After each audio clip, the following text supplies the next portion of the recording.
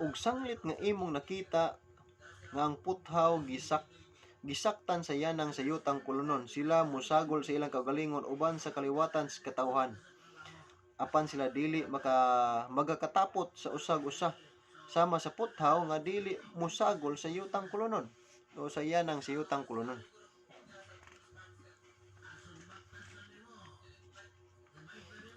Sa daghang katuigan, ang mga harianon sa Europa nagsulay sa pagpang iyas kalinaw sulod nila pinaagi sa pagminyoay or gitawag kini intermarriages. So gusto nila nga mausa ang gingharian. Gitagna na magud as damgo ni Nabucodonosor nga wa na gyud pagka-usa, wa na pagkasinabtanay apan kini nga gingharian ilang gisulayan nga mura bag ilang gihagit ang Dios. Tan-awon na natabi kung dili ba gyud kaya nga magkasinabot kini nga mga nasod sa kalibutan, so ilang gisulayan ang ilang pamaagi kini itong pagminyoay o intermarriages. Sa pagsugod sa unang gubat, halos tanang haring banay sa Europa managparyente or magkadugo ra katong unang gubat. Halos din itong mga nagubat nga mga hari, mga paryente ra pud daay ang kadaghanan ato. Apan ang Dios nag-ingon nga dili na gayud sila magkahiusa. Daghang mga ambisyosong tao ang nagsulay sa paghiusa sa Europa aron mahimo na usab kining usa ka nasod. Naay mga tao nga hagiton gyud nila maayo ang Ginoo. Aduna man gani mga Kristohanon nga nagpaabot nga mahitabo kini. Napoy mga tao nga gusto gyud bisag kita gusto magunta nga magkasinabtanay ang mga nasod sa kalibutan aron wala na gubot. Apan gipahilabalon naman gyud sa Dios nga ni kanato nga mga gingharian sa kalibutan, mga nasod wa na gyud pagkasinabtanay. Pasidaan ba alang kanato aron kita makapangandam mo bitaw ning atong panahon karon bisag kinsa pa ng presidente molingkod diha sa lingkuranan sa pagkapangulo, wala gyud gihapon, daghan gihapon sa mga tao nga dili ganahan wala man kasinabtanay bisan gani din sa atong nasod sa Pilipinas. Pero adunay mga tao gayud nga gusto gid lang usahon. Napoy mga Kristohanon nga nagpaabot nga mahitabo gini nga panagiusa. Apan ang Dios nagingon nga dili na gid kini mahitabo. Ani ay listahan sa mga tao nga nagsulay sa paghiusa sa mga nasod apan sila nangapakyas natin mga tao nga ilang gisulayan gyud nga usahon pero wa gihapon sila molampos. Kining una dito sa France, Carlo Magno. Si Carlos the Fifth dito sa Espanya. Si Louis the 14 sa Pransya. Si Napoleon dito sa Pransya. Napoy lang mga katuigan itong siglo 20, siglo 19, taas ng panahon. O si Kaiser Wilhelm dito sa Alemanya o sa Adolf Hitler dito sa Alemanya nitong siglo 20. Ilang gisulayan apan sila nangapakyas lang gyapon silang handom nga usahon ang nasod tibuok nga kalibutan. Dili gid nila makaya ang Dios kung unsay gisulti sa Dios. Matuman gid kana. Ug sa mga adlaw niini mga hari, bersikulo 44, tanana. Ug sa mga adlaw niining mga haria, ang Dios sa langit magatukod usa ka gingharian nga dili gayud malumpag ni ang gahom ni ana mahabilin sa lain nga katawhan. Apan kini magadugmok ug magaut-ut niining tanan nga mga gingharian ug kini mulungtad sa walay katapusan. Sanglit ingon sa imo nakita nga gikan sa usa ka bukid gisapsap nga walay kamot ang usa ka bato ug nga kini nakadugmok sa puthaw sa tumbaga sa yutang kolonon sa salapi ug sa bulawan. Ang dako nga Dios nagpahibalo sa hari sa mga butang manghitabo sa kaulahian. O ang damgo matuod ug ang kahulugan ni ana dili kaduha-duhaan. Ang bato nga naggunob sa tiil sa estatwa walay lain kundi ang ikaduhang pag-anhi ni Jesucristo. Kanos asya man ni sa ato nang nasabtan ang kahulugan sa damgo. Atong ipasabot og maayo. Nga ang damgo di ay nagpahibalo o nagpasabot kanato sa pagbalik ni Jesus Christ nga aron kita magapangandam. So gihatag ang mga ilhanan aron kita magapangandam. Ang usang agilhanan nga gisulti diha sa damgo sa Daniel 2 nga adunay kagubot nga manghitabo sa kalibutan tungod kay ang mga nasod dili na gid magkasinabtanay. Tanawa ra gud karon gubat, gira, nasod, batok nasod, nasulat mo po na sa Mateo 24. Sa dihang wala pa na nasulat, gisulti na ng daan sa Dios panahon pa ni Nabucodonosor. Layo pa nga panahon nga doon na nagiday kagubot nga mahitabo sa kalibutan ingon nga ilhanan sa iya nga pagbalik. So sa damgo sa maong larawan naanatas katapusang mga panahon humana nga naghari ang Babylonia, ang gitawag na the head of gold. Wala nang Babylonia maghari karon, kay gipukan sila sa Medo Persia. Ang Medo Persia wa na pud maghari. Itong silver, ang duha ka bukton, wala na pud maghari. Then kay gipukan man sila sa Gresya. Ang Gresya ni Alexander the Great, bisan pa man sa pagkamatay ni Alexander the Great ang iyang upat ka mga general, wala nang gihapon makapadayon. Gipukan sila sa imperyo nga Roma. Then ang Roma gipukan nito ta Tiil. Na kay ang Roma dito mo sa BTS. So pag abot dito sa Tiil kaning napulo na usab ka mga nasod da sa Europa nga wa na gid magkasinabtanay. Mo atong gisimbolohan sila sa yutang kolonon ng putaw, tanaw ng putaw. Magkasagol na sila pero di gina magkatapot, matanggal gina ang mga yuta diya sa bakal. So mo na nga nagpasabot di ay nga kitang karon sa atong nga panahon sa damgo ni Nabucodonosor na anatas tiil nga ang mga gingharian sa kalibutan dili na gyud magkasinabtanay ug usa na lang ang atong gipaabot nga wala pa matuman sa mga damgo. Mao katong bato nga miigo sa mga larawan nga katong nga bato nagsimbolo ngadto kang Jesus Christ buot pasabot ang iyang nga pagbalik. Sa ato pa duol na lang kay ang panahon nga mobalik na gyud si Jesus Christ kay nanatas panahon sa kasamok. Ang atong panahon karon hilabihan na gyud kasamok. Wa na gyud pagkasinabtanay ang mga katawhan o maging harian dinhi sa kalibutan. So sa ato pa gipahibalo sa Dios nga kinahanglan sa ato nga pagpangalagad karon mag siguruhon na gid nato nga maandam tas ng kaglingon kay wa ta mahibalo kanos amo balik si Jesus Christ. Wa ta kahibalo kung kanos amo igo katong bato, kanos amo lapdos katong bato dito sa larawan. So mao na ang kahulugan sa damgo atong padayonon aron makuha gid nato kay ang atong gitun-an diri mao manggod ang pag-ila sa marka sa mapintas nga mananap. So atong padayonon ang bato nga nagun-ob sa tiil si estatwa walay lain kundi ang ikaduhang pag-anhi ni Jesucristo. Nakuha na to.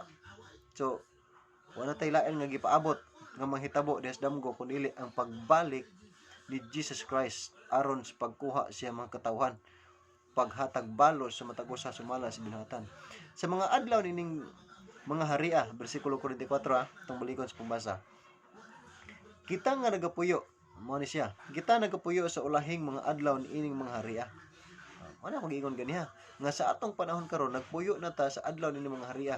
Nga di na gid sila magsinabtanay. Karon kita gayo nagapuyo sa panahon sa pagkabahin-bahin sa Imperyo Romano o ang puthaw.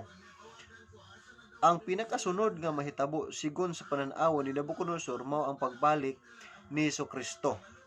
Ang pagsabot si Daniel 2 mahinungdanon kaayo sa atong pagsabot sa marka sa mapintas nga mananap. Kung wala pa nimo makita ang pagkalambigit niini, kung wala pa gid nimo masabtan, so unsa may kalambigitan ini ngadto sa marka sa mapintas nga mananap, masabtan nato na ngadto sa nahan sa itong pagpadayon sa itong pagtuon. So, atong mapalgan kini sa mosunod nga mga pagtuon nato. Apan sa dili pa kita moadto sa pinadayag, ato usa nga hilugon ang Daniel 7. Ato na putas Daniel 7 aron ato gyud masabtan. Sa Daniel 7, ang Daniel 7 maghatag kanato og lain nga mga hulagway sa maong mao gihapon nga panagna sa kapanahunan nga bag-o pa lamang natong nabasa Daniel 2. So kining Daniel 7 sulusama ra gud gihapon sa hulagway sa nahitabo diha sa Daniel 2. Mao rin siya pero lahi lang ang gigamit niini nga tawag nato na kay didto gigamit ito mga metal dire lahi na pod ato ni siyang masabtan atong padayonon pagtuon. Apan sa kapitulo 7 ang Dios naggamit og lain nga mga simbolo ditong magpasabot lahi nga mga simbolo ang gigamit sa Dios niini. Ato sundon to si bersikulo 1. Sa hunanang tuig sa nahaunang tuig ni Belshazzar nga hari sa Babylonia Si Daniel may usa ka damgo ug ang panan-awon sa iyang ulo diha sa iyang higdaanan. Unya iyang gisulat ang damgo ug gisugilon ang katibuukan sa mga butang. Si Daniel misulti og miingon, ako nakikita sa akong panan-awon sa gabii ug aniya karon ang upat ka mga hangin sa langit mingkutaw sa dakong dagat ug migula gikan sa dagat ang upat ka mga dagkong mananap nga nagkalinlain ang usa ug usa. Si nini panahon na si Daniel na usab ang nagdamgo. Nato unsa niyang damgo. Ang nauna sama sa usa ka leon. Naman niya, ang una nga nakita ni Daniel nga mananap sama sa usa ka leon ug may mga pako sa agila. Nakita ko hangtod nga ang mga pako niya kiibot o kini gialsa gikan sa yuta o gipatindog sa duha ka tiil sama sa usa ka tawo ug ang usa ka kasing-kasing sa tawo gihatag niini. Bersikulo 5. Nga atong hinumduman nga katong damgo nga nakita ni Daniel sama sa kaleyon nga dunay pako. Bersikulo 5, gani karon ang laing mananap. Ang ikaduha sama sa usa ka uso ug mibangon sa usa niya ka kilid ug dihay tutulo ka mga gusok sa iyang baba tiliwala sa iyang mga ngipon ug sa ingon ni ana sila miingon kaniya, bumangon ka, lamyon mo ang daghang unod. Bersikulo 6. Ug sa human niini nakita ako ang lain usab ug aniya karon ingon sa usa ka leopardo nga diha sa iyang buko-buko ang upat ka mga pako sa usa ka langgam nga ang mananap may upat usab ka mga ulo ug ang dominyo gihatag kaniya. 7. Sa tapos niini nakita ko sa mga panan-awon sa kagabhion ug aniya karon ang ikaupat ka mananap makahadlok ug mabangis ug hilabihan gayud pagkakusganon ug kini may dagkong mga ngipon nga puthaw. Siya milamoy ug mikunis-kunis ug miyatak sa salin sa iyang mga tiil ug kini lahi sa tanang mananap nga manghiuna kaniya ug kini may napulo ka mga sungay. Kuyaw ni nga mananap nga nakita ni Daniel nga matod pa niya usa ka mananap nga makahadlok gayud. Dunay mabangis nga hulagway nga ang iyang ngipon daw sama sa puthaw ug may napulo kini ka mga sungay. So atong tan-awon kung unsa man ang kahulugan usab niini nga panan-awon nga nakita ni Daniel. Si Daniel nakikita og upat ka mananap nga minikawas gikan sa dagat.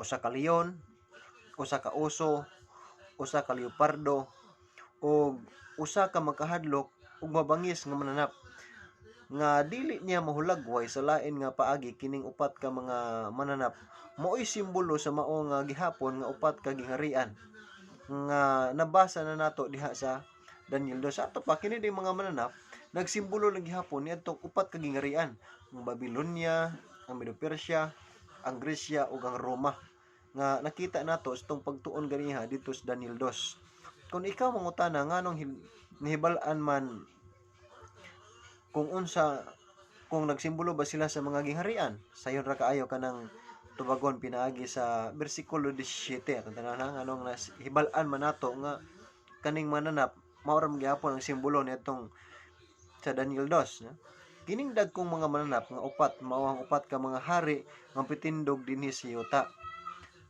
Tawara nakuha nato. So kining upat day ka mga mananap nagsimbolo kini nitong upat ka gingharian nga mitindog dinhi sa kalibutan nga mo'y naghari.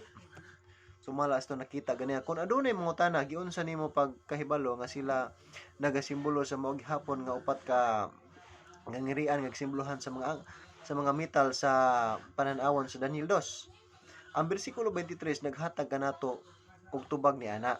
Atong basahon. Kung bersikulo 23 na ta dito. Sa ingon ni ana siya miingon, ang ikaupat nga mananap mao ang ikaupat nga gingharian sa yuta nga lahi gikan sa tanang mga gingharian ug mulamoy sa tibuok nga yuta ug magayatak kini ug magadugmo kaniya karon.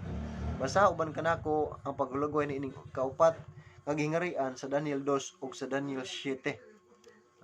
Diya sa Daniel 2 bersikulo 40, tanan ta ato itandi ang Daniel 2 bersikulo 40 ug ang Daniel 7 bersikulo 7. To kung makuha pagid nato kung parehas pagid. Unahan nato sa Daniel 2 bersikulo 40. Ang ikaupat kagingarian malig-on sa mas puthaw. Sanglit ang puthaw magadugmok ug makadaog sa tanang mga butang. Ug sama sa puthaw nga magapigsat niining tanan kini nga gingarian magabungkag ug magadugmok. Bersikulo 7 sa Daniel 7. Katapos niini nakita ko sa mga panan-awon sa kagabion ug ganiya karon ang ikaupat ka mananap makahadlok ug mabangis ug hilabihan gayud pagkakusgan. O kini may dagkong mangipon nga puthaw. Ara? Sulusama ra. O bilamoy ug mikunis-kunis ug miyatak sa salin sa iyang mga tiil. O kini lahi sa tanang mananap nga nang hiuna kaniya. O kini may napulo ka mga sungay. So kini nga mananap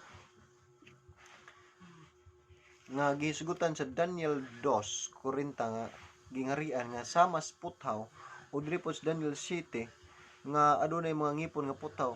Usa ra ka gingarian gitudlo dinhi.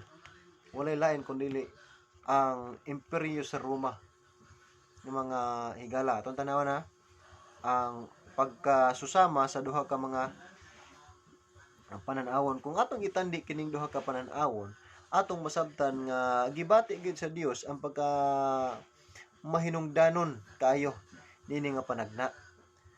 Sa katapusang adlaw sa pagkaagi nga gihatag niya kini sa subli-subli. Ato pa, importante gud kaayo kini nga panan-awon kay gibalik-balik mo gud sa Dios. Kay gusto mo gud sa Dios nga masabtan gud sa mga tawo nga magabasa sa Biblia ang iya nga pasidaan alang siya makatawhan. Hinunoa ang Daniel 7 nagsimbolo sa mao gihapon nga napulo ka bahin sa imperyo sa Romano diha sa katapusang parte sa bersikulo 7. Naora God bersikulo 7. So tapos niini nakita ko sa mga panan-awon sa kagabion o ganiya karon ay kaupat ka mananap makahadlok ug mabangis ug hilabihan gayud kakusgan. O kini may dagkong mga ngipon nga puthaw siya milamoy ug mikunis-kunis ug miyatak sa salin sa iyang tiil. O kini lahi sa tanang mananap nga nahiuna kaniya. O kini may napulo ka mga sungay. Ang bersikulo 24 nagsulti kanato nga ang napulo ka mga sungay gikan niining gingharian mao ang napulo ka mga hari nga maghari kini nagapadayag sa pagkagun-ob sa imperyo Romano. Sa ato pa katong napulo ka sungay day nagsimbolo kadto dito sa Daniel 2 katong napulo pod ka gingharian nga moy ni pukan sa imperyo nga Romano. Ano na? Apan karon atong tan-awon unsay mahitabo sa bersikulo 8. Ako nagtulotimbang mahitungod sa mga sungay. Ug ganiya karon may migula kanila nga laing sungay nga diutay. Nga sa atubangan niini ang tutulo ka mga sungay o unang sungay giibot. Giibot pulo man to. So ang tulo niini giibot katong gibasa na to ganiha nga nagunuob na. Ito katong wala na katong tulo ka gingharian, tulo ka nasod kay giibot man hangtod sa gamot. O ganiya karon niining sungaya dihay mga mata sa tao ug usa ka baba nga nagpamulong og dagkong mga butang. Kung atong kuhaon ang napulo ka mga tudlo sa tiil sa Daniel 2 ug ang napulo ka sungay diha sa Daniel 7 ug gilain sila gikan sa nahibiling mga panagna, kining sungay nga diutay mahimong ilhon siya nga dili maong persona. Utangan ka sa imong kaugalingon sa pagtuon ining panagna sa kinitibuk-an gayud. Sa dili madugay makita mo nganong dili gusto sa tanas nga tun-an kini. Dili gid malipay ang yawa nga tun-an nato kini nga libro. Kay masabtan mo gud nato ang kamatuoran ug sa dihang makasabot na mangud ta niining sinulat sa Daniel sa pinadayag, sigurado mangud nga ang ato ang pag-alagad mahimo gyud nga sentro ngadto sa Ginoong Dios ug kita makapangandam sa iyang haduol na gid kaayo nga pagbalik. Dinhi kita sa sungay nga diutay nga sa bersikulo 8 makagamit sa ubay-ubay nga panahon samtang kita magapadayon. Sa dihang magtuon kita sa marka sa mapintas manap hisgot gid ta og taas nga panahon diri sa jutay nga sungay nga atong bag-o lang nga nabasa sa bersikulo 8 dahil sa kapitulo 7 sa Daniel. Apan unas tanan basahon nato ang Daniel 8. Sa Daniel 8 bersikulo 1 atong sugdan sa pagbasa aron makuha ginato, masabtan ginato mga higala. Matod pa. Sa ikatulo ka tuig sa paghari ni Belshazzar, usa ka panan-awon mipakita kanako bisan kanako nga si Daniel. Sa tapos mipakita kanako kadtong mipakita nga nahiuna ug nakita ako sa usa ka panan-awon karon nahitabo nga ingon niini nga sa pagkakita ko nga didto ako sa Susan sa palasyo nga tuwa sa lalawigan sa ilam ug nakita ko sa usa ka panan-awon nga ako didto sa daplin sa suba sa ulay. Unya giyahat ko ang akong mga mata ug nakita ako ug aniya karon may nagtindog atubangan sa suba nga usa ka karnero nga laki nga may duruha ka mga sungay nga hatag-as apan ang usa hataas kaysa usa ug ang hataas mitunga nga naulahi. Nakita ko ang karnero nga laki nagapadulong sa kasadpan ug sa amihan ug sa bagatan ug walay mga mananap nga makasugakod sa iyang atubangan ni may usa nga maluwas gikan sa iyang kamot apan siya nagbuhat sumala sa iyang kabubuton ug nagapadako sa iyang kaugalingon ug sa pagpalandong panako ug sa nagpalandong pa ako aniya karon ang usa ka kanding nga laki migula gikan sa kasadpan sa naong sa tibuok nga kalibutan ug wala motugkad sa yuta ug ang kanding may tataw nga sungay sa tilwala sa iyang mata ug siya miadto sa karnero nga laki nga may duruha ka sungay nga akong nakita nga nagatindog sa tubangan sa suba ug midasmag kaniya sa mabangis nga kapungot sa iyang gahom ug nakita ko siya nga miduol sa karnero nga laki ug siya napungot gayud kaniya ug gisamaran ang karnero nga laki ug gibunggo ang iyang duruha ka mga sungay ug ang karnero nga laki walay gahom sa pagsukol kaniya apan siya gitumbas sa yuta ug giyatakan siya ug walay mausa nga makaluwas kaniya gikan sa iyang kamot ug ang laking kanding nakapadako sa iyang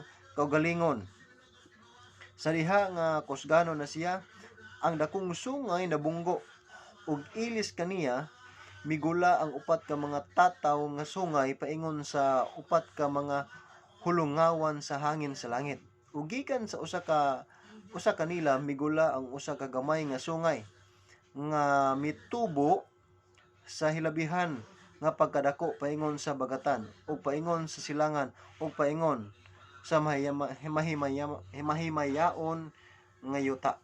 So sa sunod nato nga pagtuon ato na pud nga susihon kung unsa man ang buot na pud nga ipasabot niining mga mananap na pud nga nakita ni Daniel nga atong nabasa sa dinhi sa kapitulo 8 sa mao nga sinulat nga suginlan ko ikaw nga kini nga panan-awon sulsamar gihapon ang kahulugan niini ngadto sa Daniel 2 ug sa Daniel 7 apan lahi na pud nga simbolo ang gigamit dinhi sa mo na nga ayaw pakyas sa sunod ang paminaw sa ato nga pagtuon aron ato gyud masabtan ang mao nga panagna nga atong gitun-an karon.